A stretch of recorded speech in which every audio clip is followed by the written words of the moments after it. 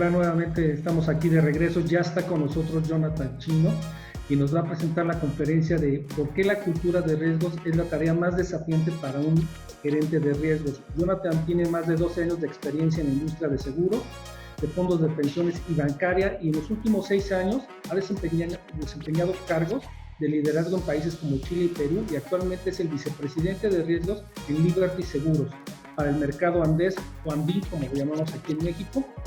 Jonathan, ¿cómo estás? Bienvenido. Muchísimas gracias por aceptar esto y adelante con tu conferencia. Les comento rápidamente a nuestros audiencia que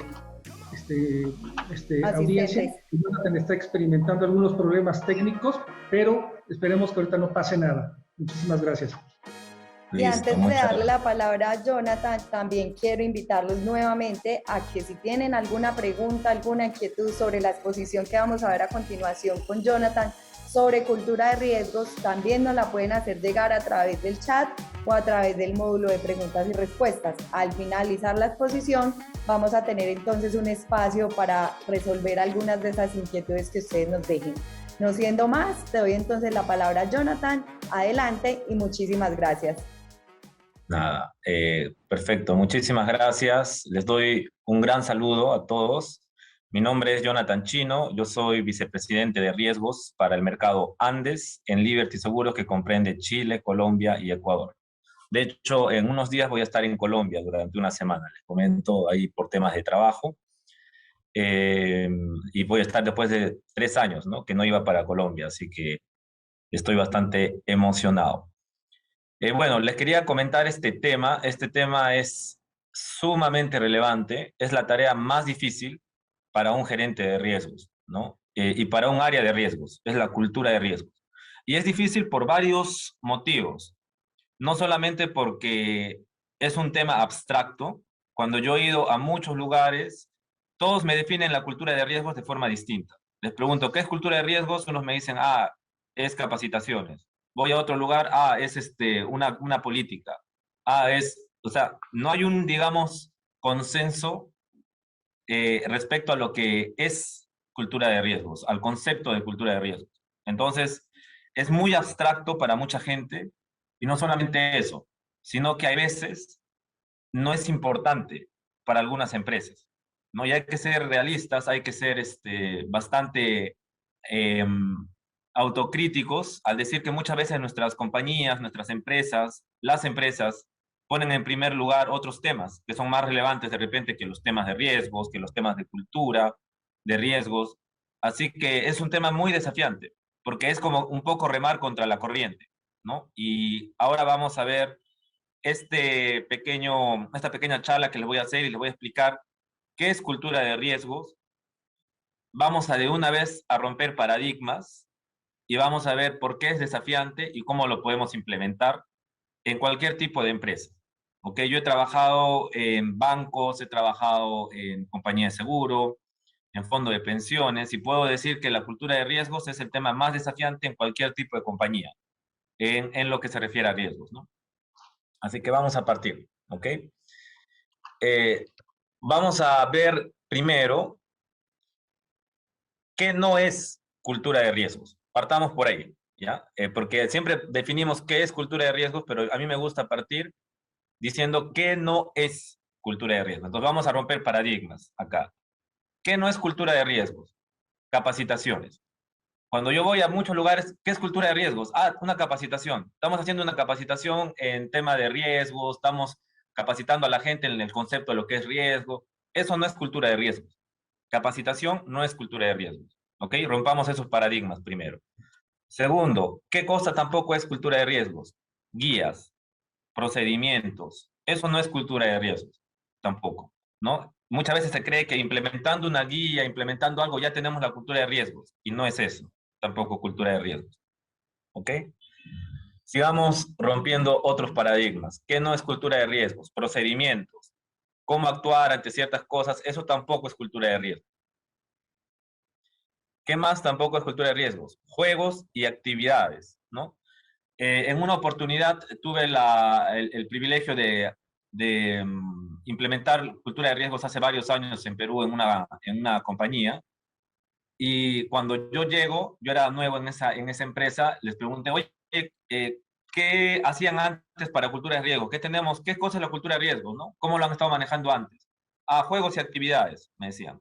No, bingos. Hay que hacer un bingo, hay que hacer una actividad. Esto es cultura de riesgo. No, no es tampoco cultura de riesgos. Entonces, partamos rompiendo estos paradigmas. Esto no es cultura de riesgos.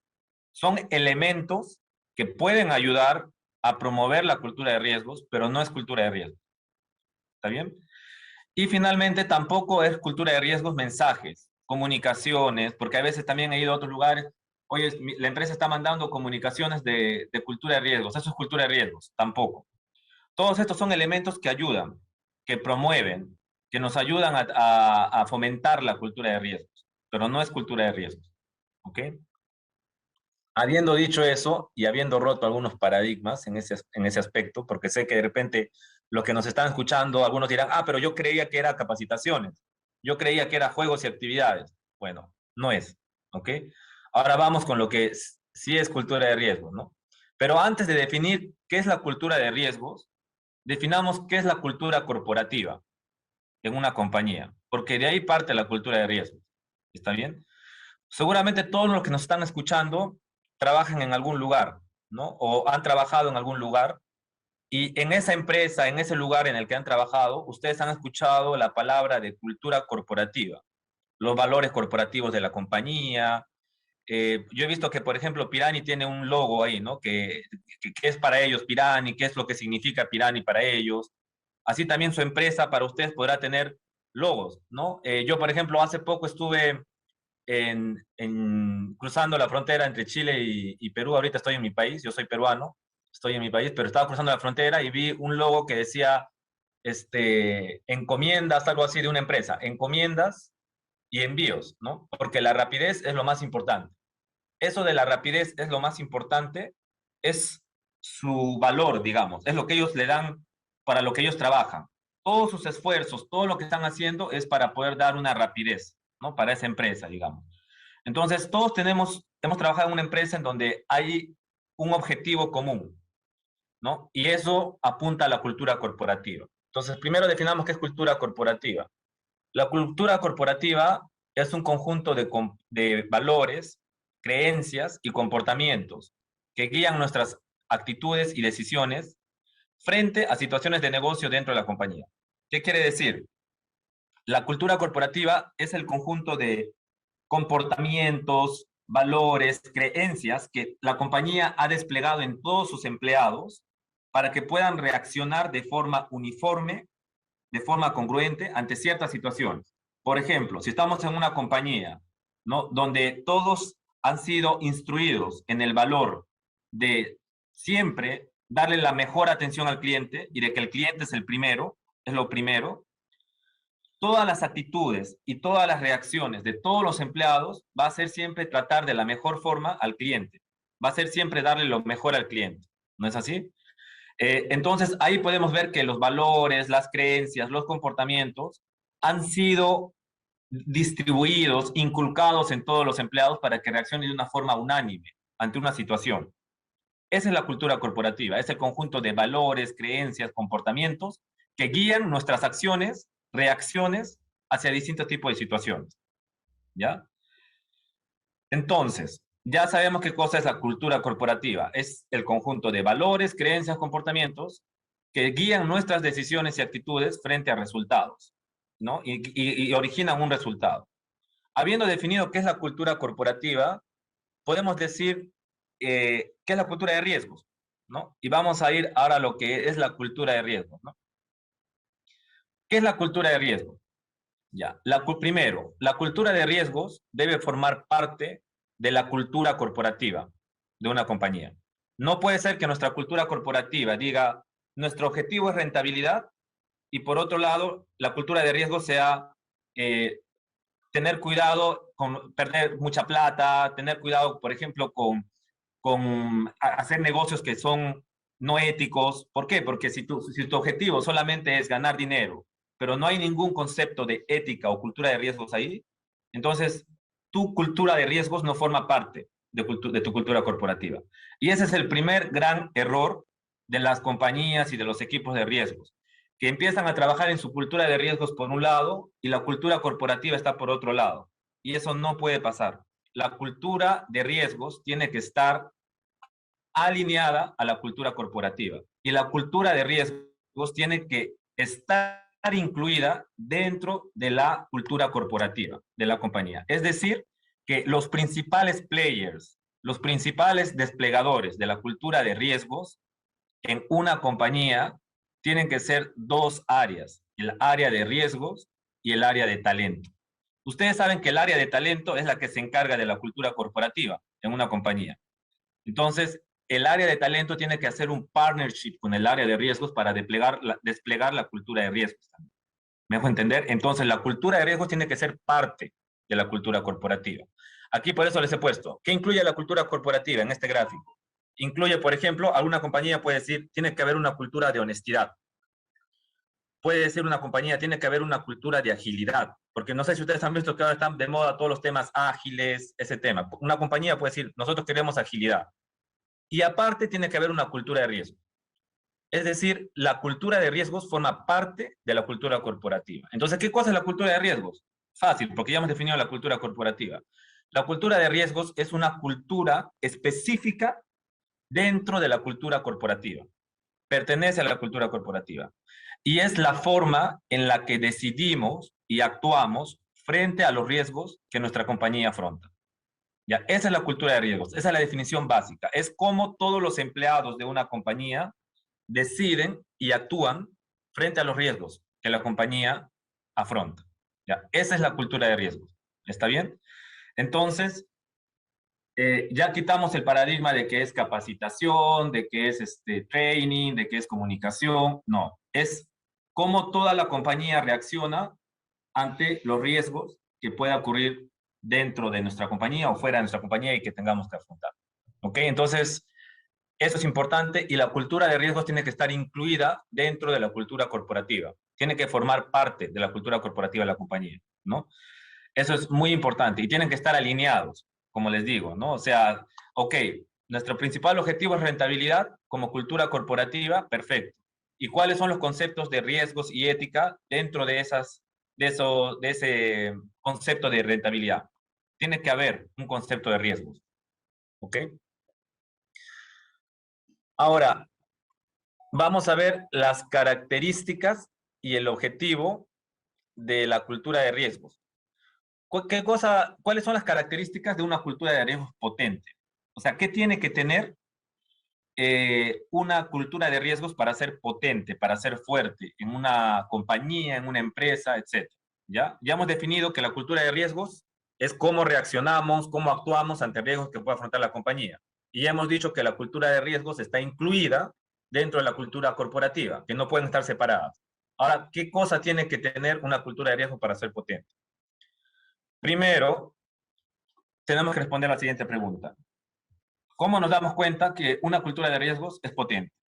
¿No? ¿Cómo nos damos cuenta? Y acá, o sea, les quiero dejar que piensen un poquito, todos los que están escuchando. ¿Cómo ustedes van a una compañía y se dan cuenta que la cultura de riesgos está buena? ¿Cómo se dan cuenta que toda la compañía está reaccionando de forma correcta ante los riesgos que afrontan? ¿Qué indicadores, qué cosas, qué hechos concretos le van a dar a ustedes luz de que la cultura de riesgos en una compañía es potente? No sé si se ponen a pensar. De repente algunos dirán, ya sé, si voy a una compañía de riesgos y todo el mundo habla de riesgos, significa, todo el mundo conversa, oye, sí, que riesgos, que no sé qué cosa, entonces significa que la cultura de riesgos es potente, ¿no? Pero no.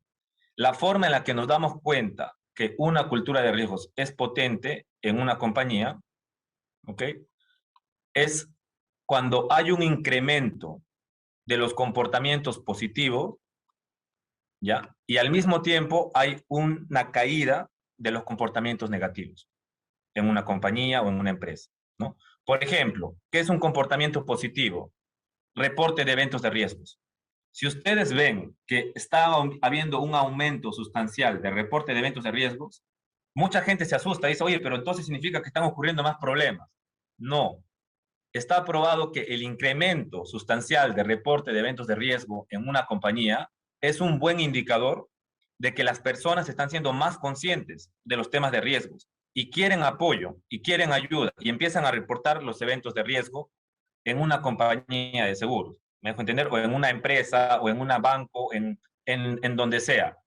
El incremento de reporte de eventos de riesgo es un tremendo indicador que les va a decir a ustedes que la compañía está teniendo una mejor cultura de riesgos.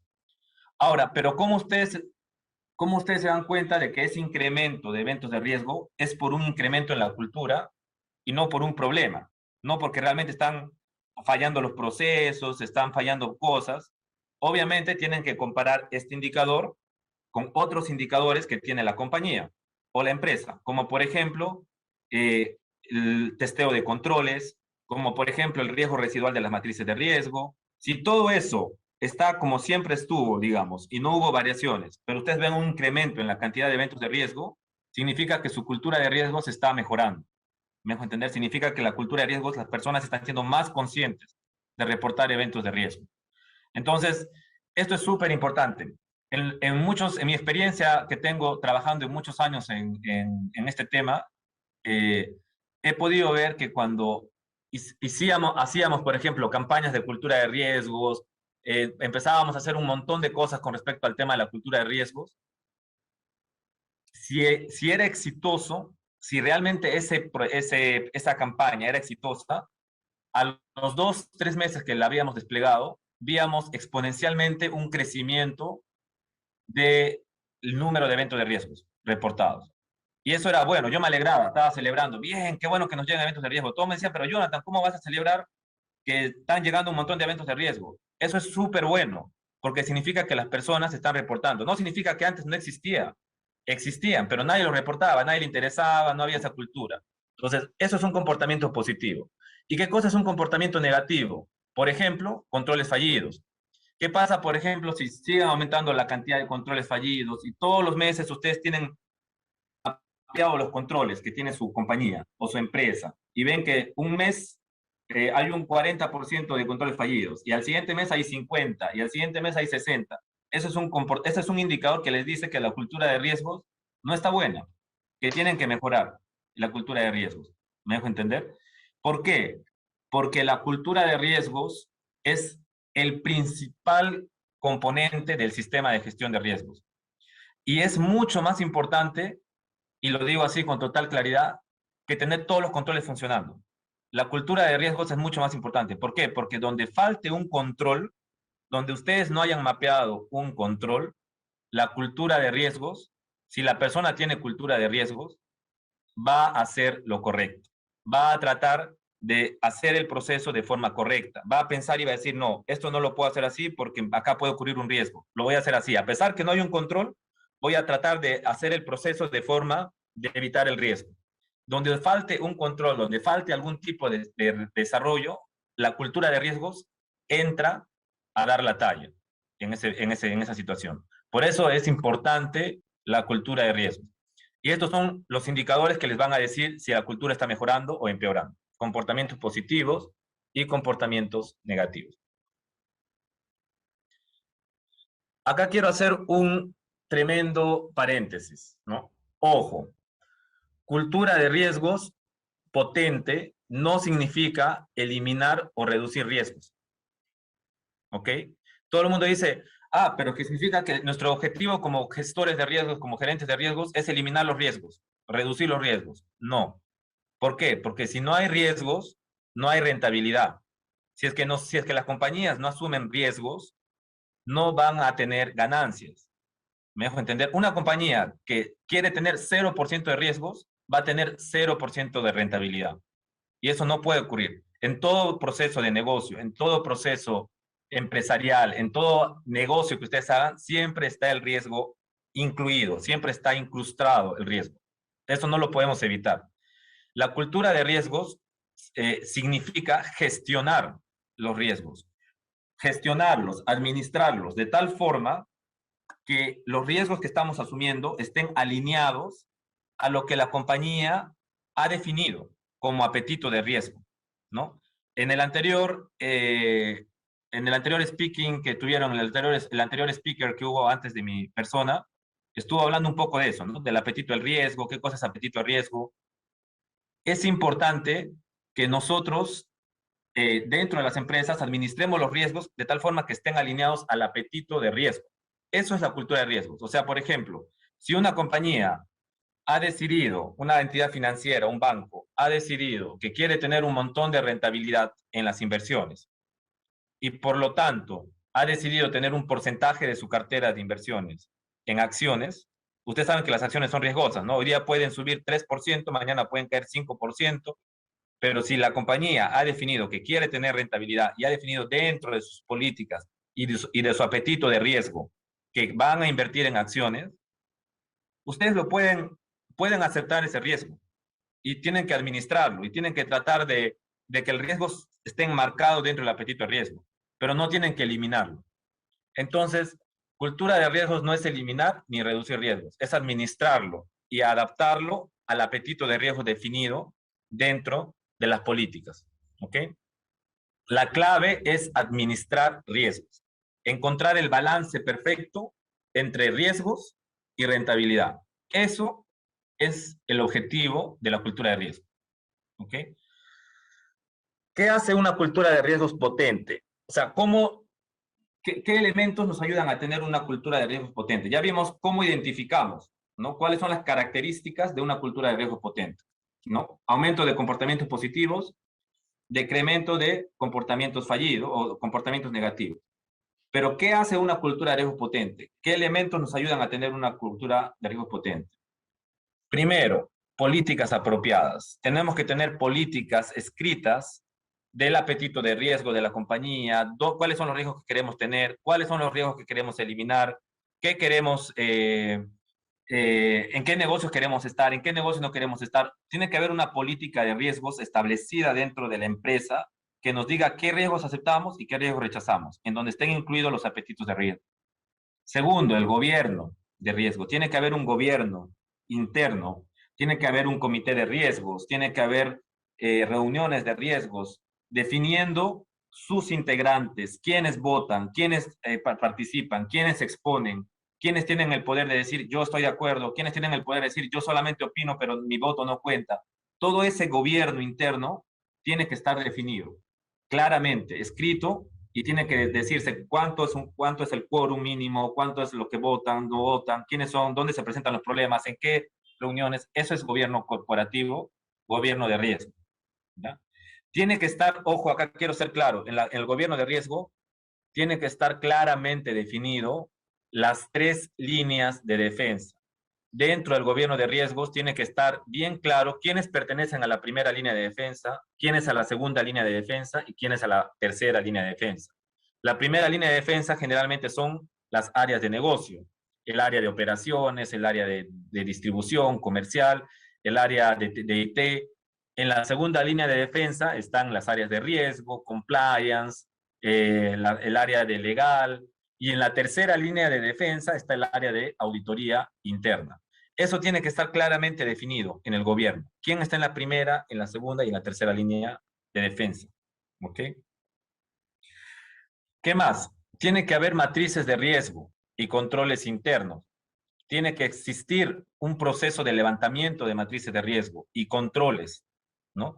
Y tiene que haber testeo de controles. Tenemos que testear los controles, ver si realmente se están ejecutando o no. Muchos managers de riesgos se quedan en la tarea de levantar la matriz de riesgo y los controles, pero nunca los testean. Nunca ven periódicamente si los controles realmente se están ejecutando o no se están ejecutando. Y eso es importante hacerlo. Hay que testear los controles periódicamente. Hay que ver si están funcionando o no. ¿Ok? Tenemos que tener sistemas de riesgos. Eso es importante. Ya estamos en un nivel en el que riesgos es un tema muy, muy sofisticado. No podemos seguir administrando la gestión de riesgos en un Excel. No podemos seguir administrando la gestión de riesgos en un papel. No podemos hacer eso. Tenemos que tener sistemas. Tenemos que tratar de invertir. Tenemos que tratar de llevar la gestión de riesgos al siguiente nivel. ¿Ok? Educación. Tenemos que educar a nuestra gente. Tenemos que hacer capacitaciones, sí, ojo, pero eso no significa que capacitaciones es cultura de riesgo. Significa que capacitación es un elemento importante para gestionar los riesgos, pero no es el fin de la cultura de riesgos. La educación es un elemento solamente para la cultura de riesgos. Y esto es importante, que yo siempre lo digo, está en las mejores prácticas de gestión de riesgo a nivel mundial, pero pocas compañías, pocas empresas lo hacen. Es importante definir compensaciones económicas por cultura de riesgo. Muchas empresas no lo hacen. Ustedes son testigos que la compensación económica se da básicamente cuando generas más ventas, cuando tienes más clientes, cuando has diseñado algo nuevo, cuando has hecho un nuevo producto, cuando has, no sé, implementado un nuevo sistema. Pero, ¿por qué no dar también una compensación económica cuando hay una persona dentro de los equipos que ha reportado un evento de riesgo, que ha ayudado a la empresa a mejorar, que ha ayudado a la empresa a generar un nuevo control, un nuevo proceso de control? ¿Por qué no celebrar los comportamientos internos? Es importante celebrar los comportamientos internos dentro de la compañía y tienen que ser de forma concreta. Definir compensaciones económicas claras dentro de las políticas a los buenos comportamientos de cultura de riesgos. Promover económicamente también la cultura de riesgos. ¿Ok? Todo esto hace potente un sistema de gestión de riesgos. ¿Cómo implementar la cultura de riesgo? ¿Ok? Ahora, ¿cuál es el objetivo final de la cultura de riesgo? Porque hay un objetivo final, ¿no? O sea, ¿cuál es, digamos, el fin de la cultura de riesgos, ¿no? Y bueno, el objetivo final de la cultura de riesgos será que cualquier transacción o proceso que exceda el apetito de riesgo definido por la compañía en una política de riesgos sea identificado, comunicado, analizado, medido y mitigado, hasta que vuelva otra vez a estar dentro del apetito de riesgo definido de la compañía. Es decir, que el objetivo final de la cultura de riesgos es que, por ejemplo, digamos, así voy a poner un ejemplo acá con nombre, digamos, que Luis Enrique, por ejemplo, cuando está trabajando en Pirani, ¿no? Si ve algún riesgo dentro de Pirani, vamos a poner el ejemplo así, ¿no? Él lo identifique, ¿no? Y vea si efectivamente está alineado al apetito de riesgo definido dentro de la política. Si él ve que eso no está alineado, está fuera del apetito de riesgo, tiene que identificarlo, comunicarlo, analizarlo, medirlo y mitigarlo para que otra vez esa transacción vuelva a estar dentro del apetito de riesgo definido por la compañía. ¿Me dejo entender? Entonces, de esa forma, ese es el fin final de la cultura de riesgos. Es que cualquier persona dentro de la compañía pueda identificar esos riesgos que están fuera del apetito de riesgo definido y los comunique, los identifique, los mida. Obviamente una persona de repente del área de distribución no va a poder medir, no tiene de repente el conocimiento para medir cuantitativamente un riesgo, pero ahí nos va a comunicar al área de riesgos, va a decir, oye, mira, esto de acá me parece raro, porque creo que no se alinea a lo que al apetito de riesgos de la compañía, te lo reporto riesgos, y riesgo lo toma, ok, lo mide, sí, está fuera del apetito de riesgo, vamos a reducirlo otra vez, a mitigar ese riesgo para que entre otra vez dentro del apetito de riesgo, ¿no? Ese es el objetivo final, o sea, que las personas tengan esta conciencia de poder decir, esto no está alineado con lo que la compañía quiere como riesgos, esto no está alineado y lo puedan comunicar al área de riesgos o lo puedan identificar o lo puedan gestionar ellos mismos. Es importante mencionar que estas actividades de identificar esos riesgos tienen que ser realizadas por la primera línea de defensa de la empresa. ¿Ok? ¿Cuál es la primera línea de defensa? Son las áreas de negocio. Los principales gestores de riesgos, los principales analistas de riesgos, los principales ejecutivos de riesgos se encuentran en la primera línea de defensa, no dentro del área de riesgos, se encuentran en el área de distribución, en el área de operaciones, en el área de IT, en el área de finanzas, se encuentran en esas primeras líneas que son los que ven pasar primero el riesgo, porque el riesgo no entra por el área de riesgos directamente, el riesgo entra en los procesos, en las interacciones con los clientes, en las interacciones con finanzas, en los estados financieros, ahí entran los riesgos. Ya cuando vienen a nosotros es porque ya pasó un nivel, porque es medio grave, porque ya no se pudo hacer mucho, pero los que primero tienen que identificar el riesgo son los de la primera línea de defensa. Y eso tiene que estar claro en la política de riesgos que ustedes escriban. Tiene que estar claro. La primera línea de defensa son los responsables de la gestión de riesgos. Los principales responsables de la gestión de riesgos en una compañía. El área de riesgos es un área de soporte, es un área de apoyo, pero no es el principal gestor de riesgos de una compañía o de una empresa. El principal gestor de riesgos es la primera línea de defensa. ¿Ok?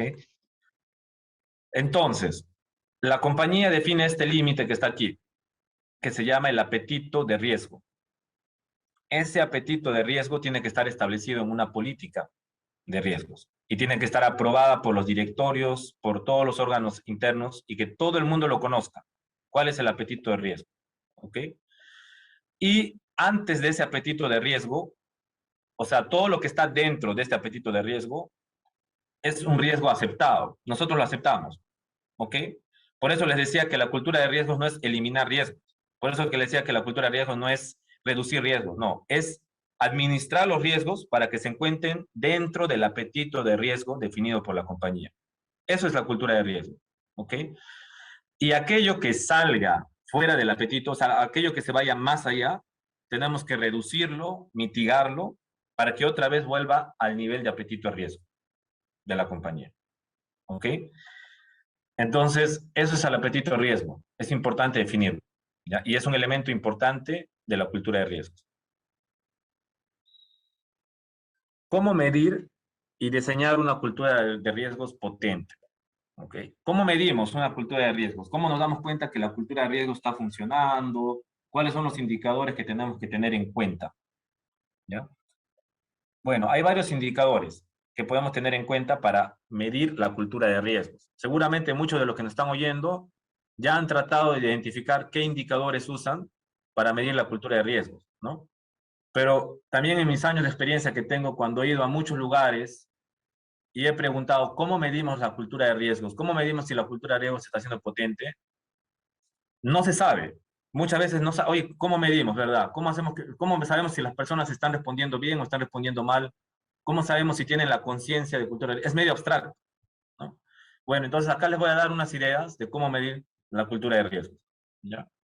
Número de eventos de riesgo reportados al área de riesgo. Lo que les decía al inicio. Si hay mayor cantidad de eventos de riesgo reportados, significa que está mejorando la cultura de riesgo. No necesariamente significa que estamos empeorando. Ya les he dicho que para que sepan si vemos, para que discriminen si es que estamos empeorando o estamos mejorando la cultura de riesgo, cuando ven este indicador, tienen que compararlo con otros indicadores, con, por ejemplo, el riesgo residual de las matrices de riesgo, con informes de auditoría interna, etc. ¿Okay?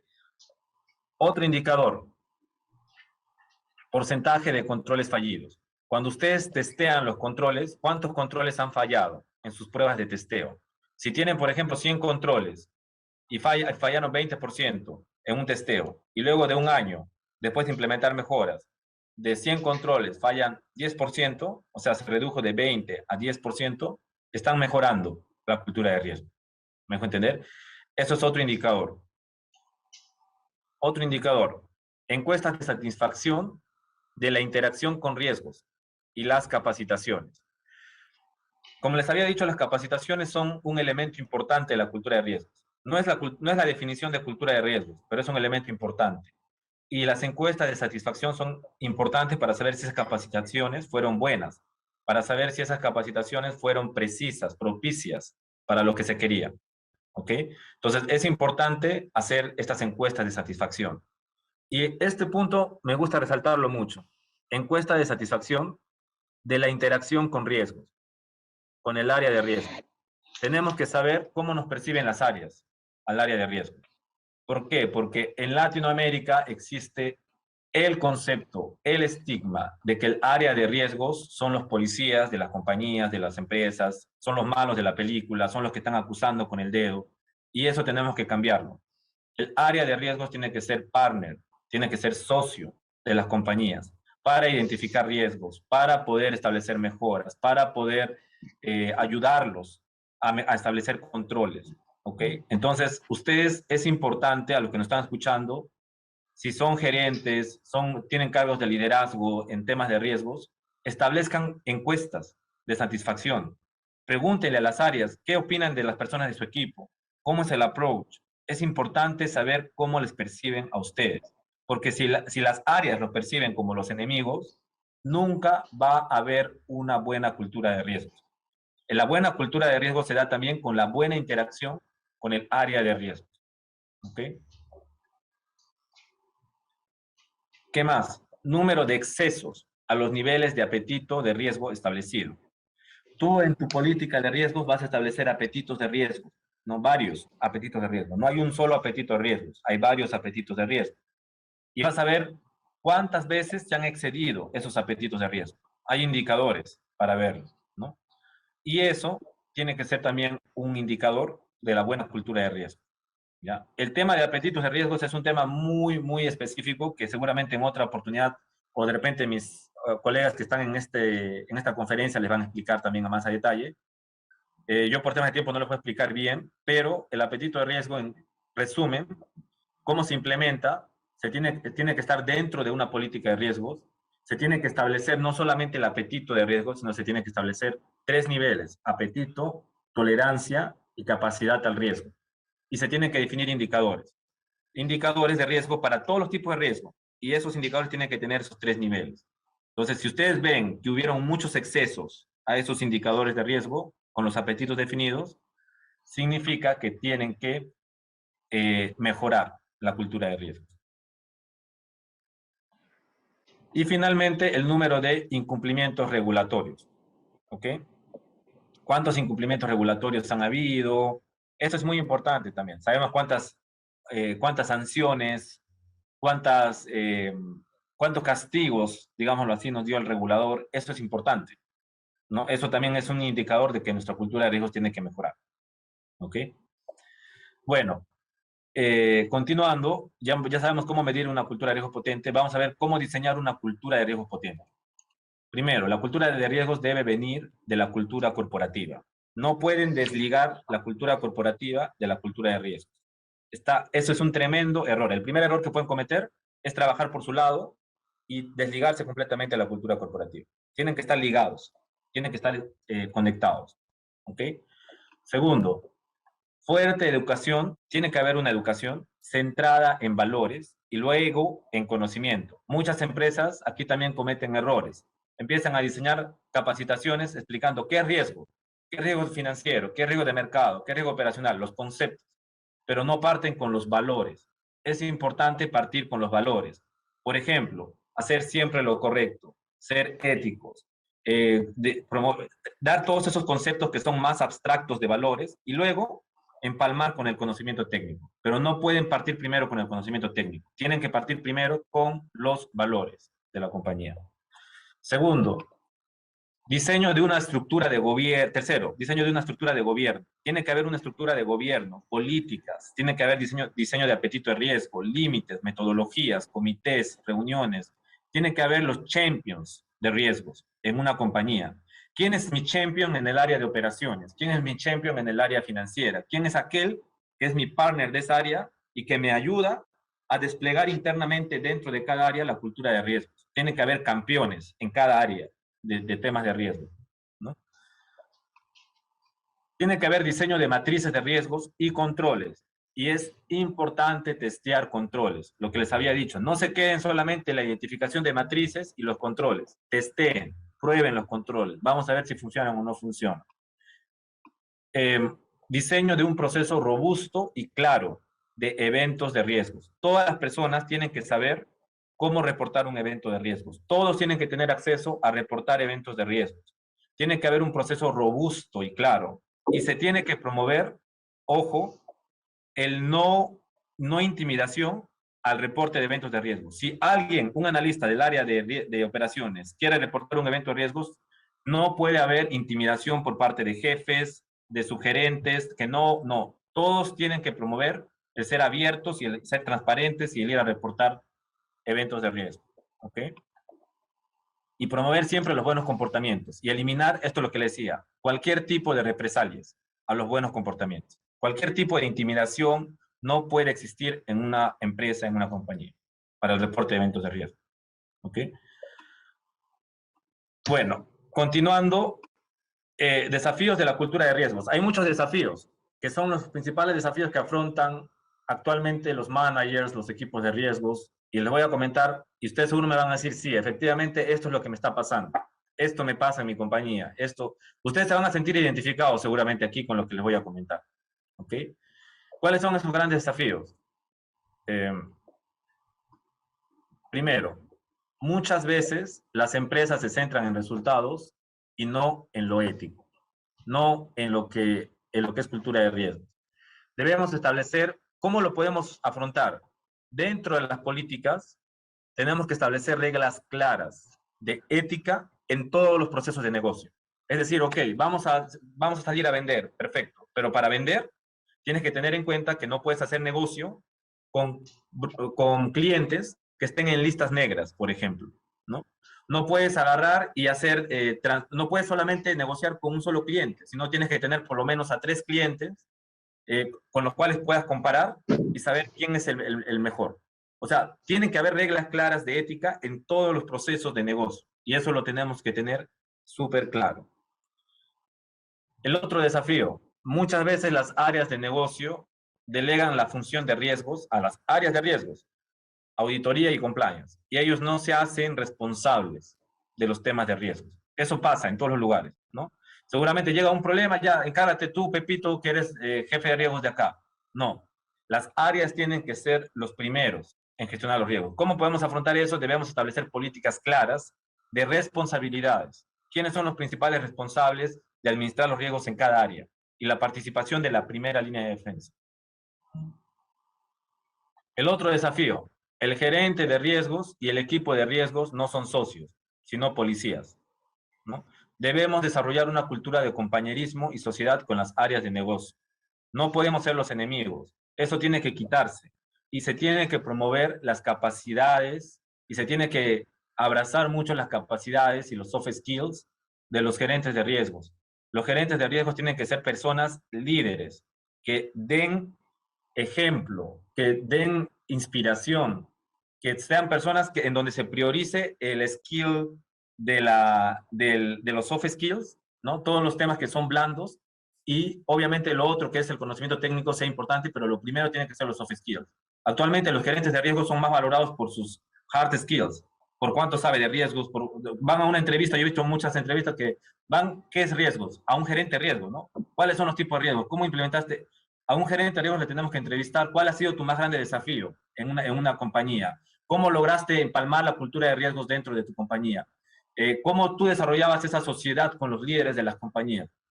Tenemos que cambiar el concepto. El gerente de riesgos tiene que ser soft skills ambassador, ¿no? O sea, tiene que ser un embajador de soft skills dentro de la compañía. Los principales líderes no participan en los temas de riesgos. Esto pasa en las compañías, ¿no? Y en las empresas, ¿no? Que generalmente los que ven riesgos son los, ya esto es lo que nadie quiere ver, no es lo sexy, no es lo más importante. ¿Y cómo podemos afrontarlos? Debemos buscar participación activa de los principales líderes en mensajes claves. Tenemos que involucrar a los principales líderes, a los gerentes, a los vicepresidentes, al presidente, en todo lo que es cultura de riesgos. Todos los líderes son los principales comunicadores de la cultura de riesgo. Y el último desafío, que a mí me parece muy importante, es que lo ético va más allá de lo legal. Y esto lo tiene que tener claro cualquier gerente de riesgos y equipo de riesgo. Lo ético va más allá de lo legal. Lo ético, lo legal es esto, ¿no? Lo que ven con mi puño, y lo ético es esto. Es más que lo legal. Muchas veces hay un proceso, digamos, en una empresa X hay un proceso y muchas veces, hay veces ustedes escuchan comentarios. Yo sé que ustedes lo han escuchado. Oye, mira, acá no hay ningún problema. Legalmente no hay ningún problema. Cumple con la ley, cumple con la regulación, estamos perfectos, no hay problema. Ok. Pero hay que hacernos la segunda pregunta. ¿Es ético? Por más que cumpla con todas las regulaciones y que no haya ningún problema legal, nos preguntemos siempre como gerentes de riesgo, ¿es ético hacerlo? ¿Es correcto? ¿Va con nuestros valores y principios? Y debemos recordar que la cultura de riesgos abraza eso, abraza un tema cultural de ética, de valores, más allá de lo legal, de lo que se puede o no hacer legalmente, abraza los valores. Lo ético siempre va más allá de lo legal. ¿ok? Y bueno, para finalizar, creo que estamos finalizando a tiempo. Yo les quería comentar básicamente este caso, que seguramente ustedes lo han visto. Hay películas, está en internet. A mí siempre me gusta comentar este caso porque este caso para mí reúne todos los componentes de por qué la cultura de riesgos es importante en una compañía, ¿no? Esto pasó hace varios años, es el caso Barings Bank, ustedes lo pueden buscar en internet, ¿no?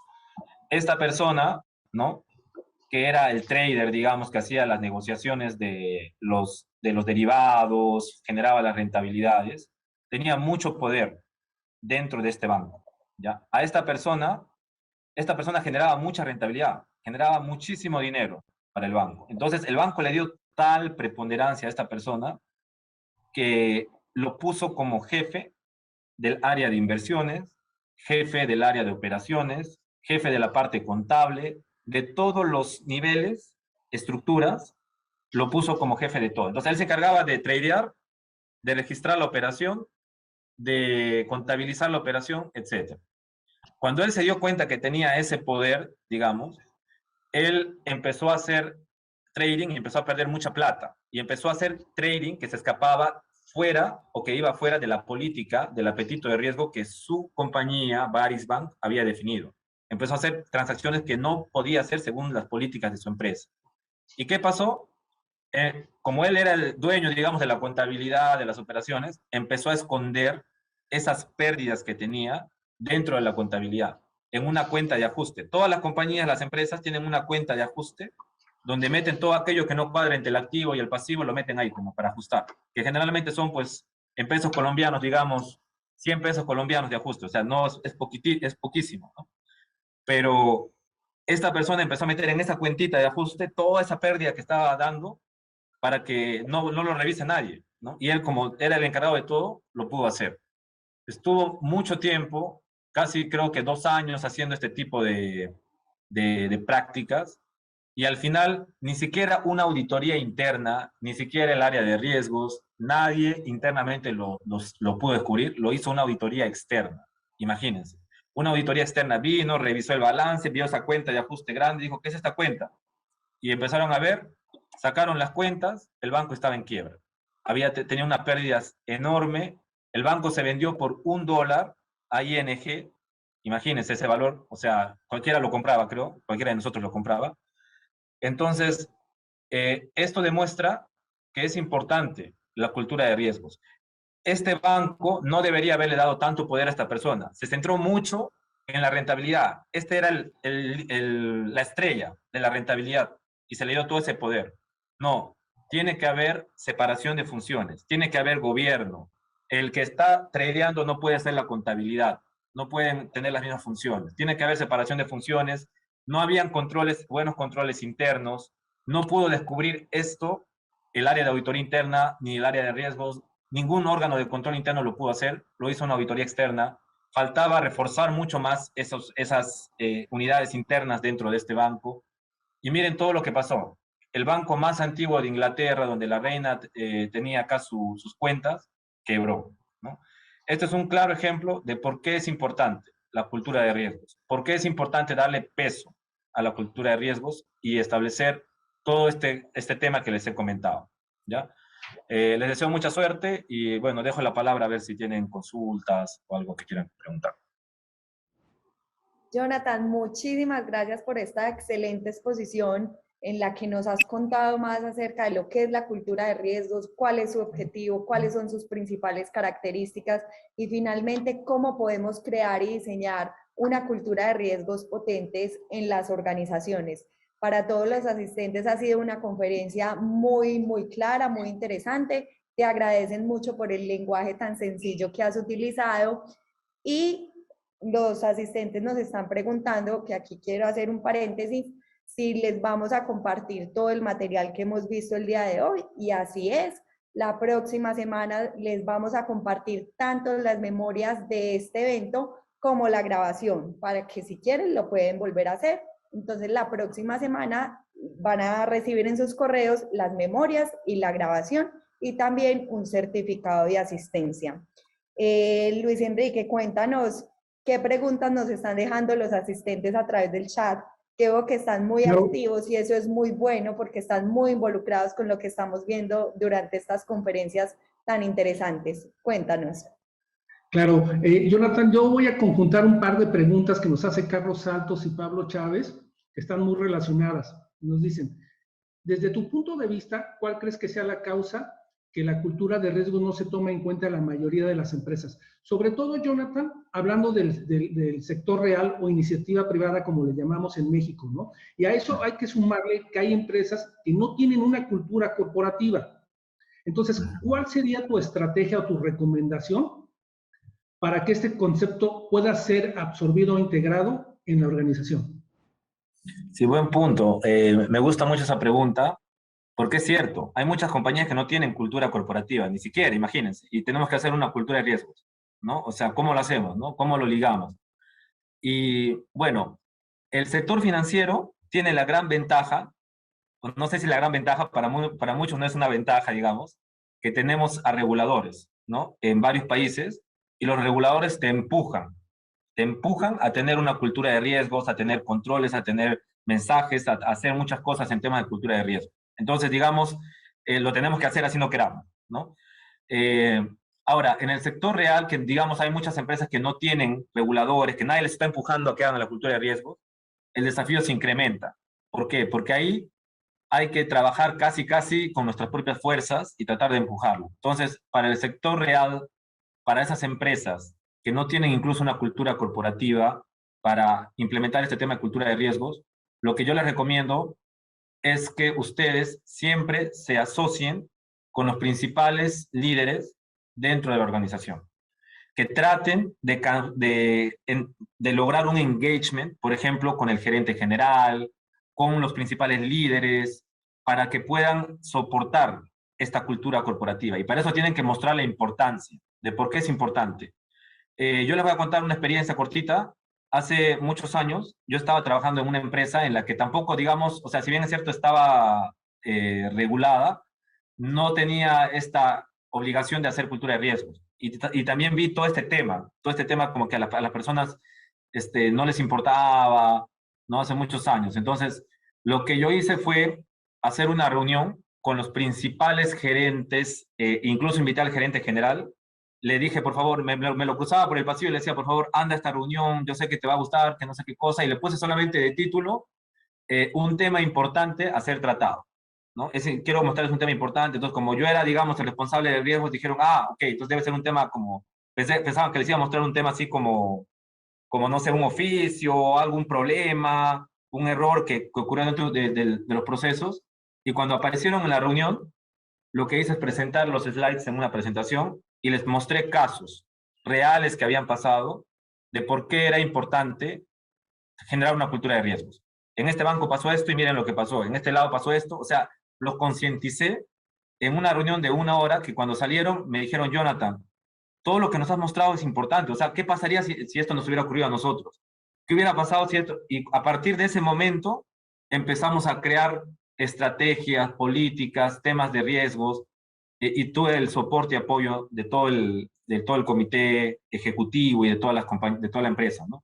Entonces, es importante que ustedes se asocien, hagan estas reuniones, sean los voceros, digan esto es importante, muestren casos, hagan reuniones mostrando casos, digan esto es importante. No importa que lo vean como que los intransigentes, los que están ahí hablando y los que quieren ir en contra de la corriente, no, es importante que muestren la importancia de esto. Eso es lo que les recomiendo.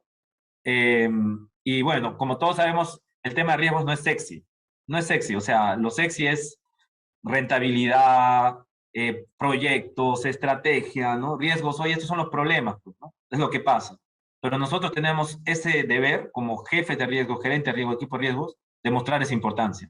No es una responsabilidad solamente, ojo, de aquellos que no le dan la importancia. Es una responsabilidad también de nosotros. No, nosotros también tenemos que agarrar y promoverlo. Muchas gracias, Jonathan. Por acá tenemos otra pregunta de las diferentes que nos han dejado los asistentes, pero para cumplir nuestra agenda vamos a hacer 2 preguntas adicionales. Una de ellas es si acostumbramos a las compensaciones cuando la empresa tenga ingresos bajos, ¿cómo sostener esa cultura de riesgos? Esta pregunta nos la hace Francisco Franco. Perfecto.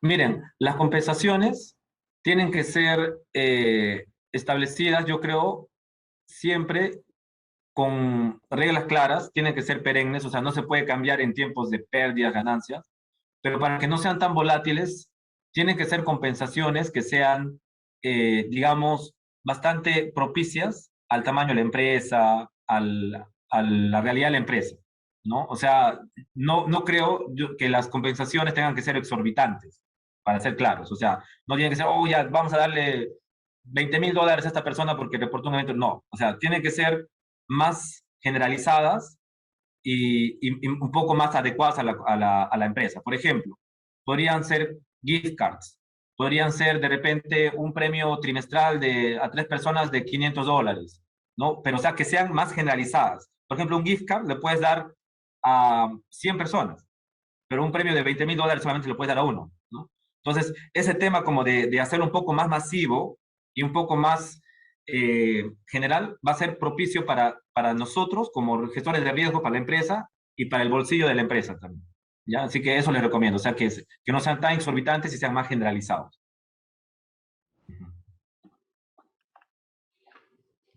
Gracias. Jonathan, yo tengo una pregunta que nos hace Madeline Tamayo, y esta es una pregunta muy recurrente en este mundo, ¿no? Y tiene que ver mucho con que el área de riesgos y el área de auditoría tengan que ser jueces y partes. Ella nos pregunta, ¿cuál es la relación o interacción del área de riesgos con auditoría interna? ¿O auditoría interna podría asumir el área de riesgos? No, no puede asumir. El área de auditoría interna, a ver, buenas prácticas internacionales, Solvencia 2, Basilea 2 y Basilea 3 también. Ustedes lean todas las buenas prácticas internacionales en gestión de riesgo. Hay 3 líneas de defensa en el gobierno de cualquier empresa. La primera línea de defensa es para los riesgos, son las áreas de negocio. La segunda es riesgos, compliance y otras áreas, ¿no? Legal, por ejemplo, áreas de control. Y la tercera es auditoría interna. No se puede mezclar la segunda con la tercera línea de defensa. Yo puedo entender empresas que no quieran gastar mucho dinero y quieran juntar, digamos, ambas áreas, pero sinceramente mi punto de vista es que eso es incorrecto. ¿Por qué? Porque a la larga se van a dar cuenta de las consecuencias. ¿Por qué? Porque si tú eliminas la segunda línea de defensa, ¿qué pasa? Si tienes 3, ¿no? Primera, segunda, tercera. Eliminas esta, solamente te quedan 2 capas para enfrentar los riesgos. O sea, si acá no lo atajaste y acá se pasa, fuiste. Se va al regulador, ¿no? Pero si tú tienes la segunda línea de defensa, acá ya pasa y se puede quedar acá y lo puede atajar el área de riesgo. Y luego pasa auditoría y se queda acá. Es mucho más potente, ¿no? Entonces, para mí no es propicio quitar esa segunda línea de defensa que es el área de riesgo. Son funciones distintas. El área de auditoría es más policía, digamos, que el área de riesgos. El área de riesgos es más socio, más partner, pero el área de auditoría sí tiene que estar ahí, independiente, tratando de encontrar los errores. Ellos son un poco más agresivos, digamos, dentro de una cultura corporativa, pero son de funciones distintas, ¿no? Jonathan, muchas gracias. Y antes de finalizar contigo, una última pregunta que, como hemos dicho, pues muchos están súper activos preguntando acerca de la exposición tan interesante que nos acabas de dar. Germán Ramón nos pregunta, ¿cómo influye la cultura social en la cultura de riesgos de una empresa? ¿Y cómo qué estrategias se deben tener en cuenta para que esto no se vea afectado? Que la cultura social impacte en esta cultura de riesgos de la empresa. Buena pregunta. Y hay ejemplos concretos, ¿no? Por ejemplo, cuando en un país hay muchas regulaciones, muchas reglas, eso impacta inherentemente la cultura interna de una compañía, la cultura de riesgos, ¿no? Por ejemplo, yo puedo decir desde mi experiencia que he tenido en varios países, que por ejemplo Colombia, Chile, son países que tienen mucha regulación, como que, o sea, todos están queriendo cumplir, están queriendo hacer, pero creo que es claro para todos que, por ejemplo, en Colombia hay el riesgo de lavado de activos, es mucho más alto que el riesgo de lavado de activos en Chile, ¿no? Es una realidad. ¿Por qué? Porque por motivos ya sociales, internos, que están dentro del país. Y eso impacta la cultura y la gestión de riesgo. Entonces, ¿cómo podemos hacer para que eso no impacte? Yo te podría decir más bien que no podemos evitarlo. Va a impactar. por algo, o sea, en Colombia el lavado de activo es uno de los riesgos más importantes que los reguladores atacan, y no en Chile, por ejemplo. En Chile es un poco más, no es un riesgo inherente tan grande, ¿no? De social tan grande. Entonces, no podemos evitarlo, pero sí, lo que sí te puedo decir es que internamente nosotros tenemos que definir controles que abarquen todos los tipos de riesgos. No podemos omitir ninguno. O sea, si estoy en Chile ya, no, entonces me olvido del riesgo de lavado de activos. No. Tengo que tener controles para todos y tratar de replicar las mejores prácticas, alinearme siempre a las mejores prácticas para estar preparado ante cualquier tipo de riesgo. Pero eso de afuera hacia internamente que nos impacte, no podemos cambiarlo.